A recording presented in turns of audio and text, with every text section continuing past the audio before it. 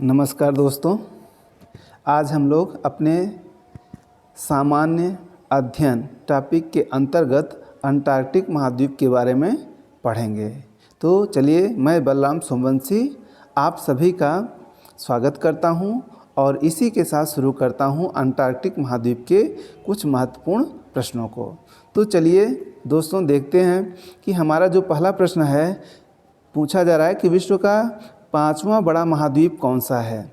तो विश्व का पांचवा बड़ा महाद्वीप हमारा कौन सा है? अंटार्कटिक महाद्वीप। विश्व का पांचवा बड़ा महाद्वीप कौन सा है? अंटार्कटिक महाद्वीप।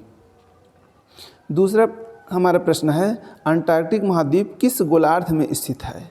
अंटार्कटिक महाद्वीप किस गोलार्ध में स्थित है? तो यह दक्षिणी गोलार्ध में स्थित है। ठीक है। तो अगला क्वेश्चन है हमारा कि किस महाद्वीप को विज्ञान के लिए समर्पित महाद्वीप की उपमा दी गई है? वह भी है हमारा अंटार्कटिक महाद्वीप। अगला क्वेश्चन, अंटार्कटिक किन तीन महासागरों से घिरा हुआ है? तो तीन महासागर हैं, हिंद महासागर, प्रशांत महासागर और अटलांटिक महासागर। यानी जो हमारा अंटार्कटिक महाद्वीप है, यह तीन महासागरों से घिरा हुआ है, हिंद महासागर, प्रशांत महासागर और अटलांटिक महासागर। इन महासागरों के दक्षिणी छोर को, यानी जो हमारे हिंद महासागर, प्रशांत महासागर और अटलांटिक महासागर हैं, इनके दक्षिणी छोर को किस नाम से जाना जाता है? तो इनके दक्षिणी छोर को दक्षिण महासागर या अंटार्कटिक महासागर के नाम से जाना जाता है। चलिए, हमारा अगला क्वेश्चन है कि वेडेल सागर व राज सागर किस महासागर के भाग हैं? वेडेल सागर और राज सागर किस महासागर के भाग हैं? तो ये हमारे अंटार्कटिक महासागर के भाग हैं। अगला क्वेश्चन है, अंटार्कटिक महाद्वीप की खोज किसने की? अंटार्कटिक महाद्वीप की खोज जेम्स कुक, एक अंग्रेज नाविक थे, इनके द्वारा की गई थी। लेकिन इसमें एक महत्वपूर्ण प्रश्न यह है दोस्तों कि जेम्स कुक इस महाद्वीप के मुख्य भूमि तक नहीं पहुंच पाए थे। यानी इन्होंने केवल समुद्री मार्ग से वहाँ पर उस खोज की पता लगाया, लेकिन इसके मुख्य भूमि तक नहीं पहुँचे थे। इसके मुख्य भूमि तक पहुँचने वाले कौन थे? अंटार्कटिक महाद्वीप की मुख्य भूमि की खोज किसने की? फेबियन बेलिंगशॉसन 1820 ईस्वी में बोस्टॉक नामक जहाज़ से इसके मुख्य भूमि तक पहुँचे थे। तो अगर पूछा जाए कि इसके मुख्य भूमि की खोज किसने की, तो वो हो जाएगा फेबियन बेलिंगशॉसन। और कब? 1820 ईस्वी में। अगला क्वेश्चन, किस महाद्वीप को श्वेत महाद्वीप कहा जाता है? किस महाद्वीप को श्वेत महाद्वीप कहा जाता है? उसका भी उत्तर हमारा अंटार्कटिक महाद्वीप होगा, क्योंकि यहाँ लगभग 98% भाग बर्फ से ढका हुआ है, इसलिए इसे श्वेत महाद्वीप कहा जाता है। ठीक है। अगला क्वेश्चन है, दक्षिणी ध्रुव पर पहुंचने वाले प्रथम व्यक्ति कौन थे? वो थे नॉर्वे के एमंडसेन। ठीक है।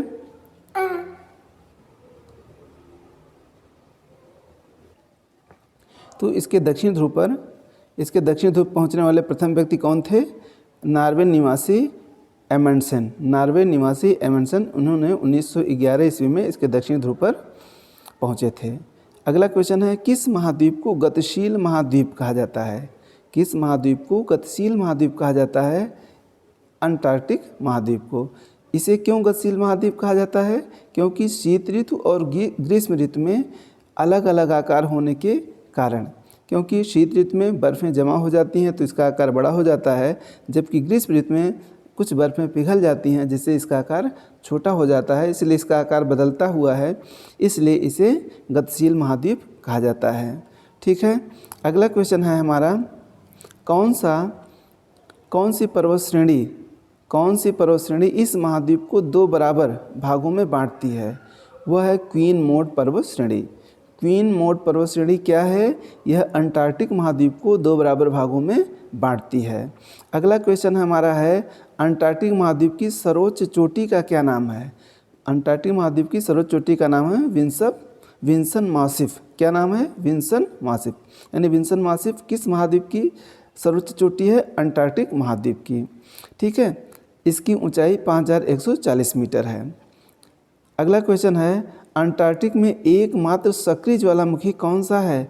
माउंट एरबुस।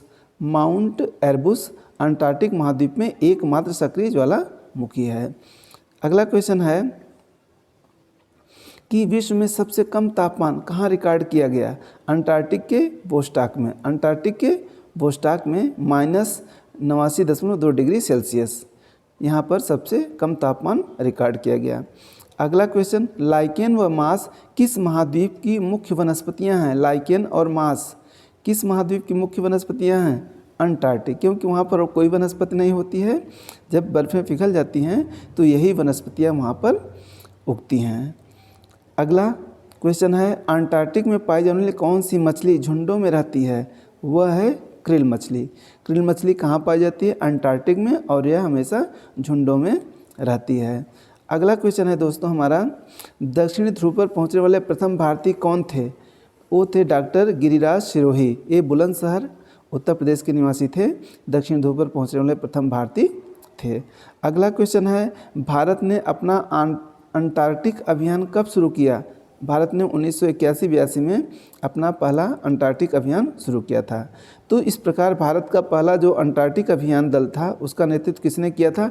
डॉक्टर सईद जहूर ने। डॉक्टर सईद जहूर ने किया था। डॉक्टर सईद जहूर कासिम 9 जनवरी 1982 को इसका नेतृत्व किया था। अगला क्वेश्चन है हमारा, भारत ने अंटार्कटिक में अपना पहला शोध केंद्र कौन सा स्थापित किया? तो भारत का पहला शोध केंद्र था दक्षिणी गंगोत्री।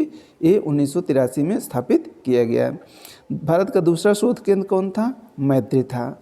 यह 1989 में स्थापित किया गया था। और भारत अब इसी मैत्री के स्थान पर मैत्री 2 स्थापित करने जा रहा है। अगला क्वेश्चन है, भारत का तीसरा अनुसंधान केंद्र कौन सा है?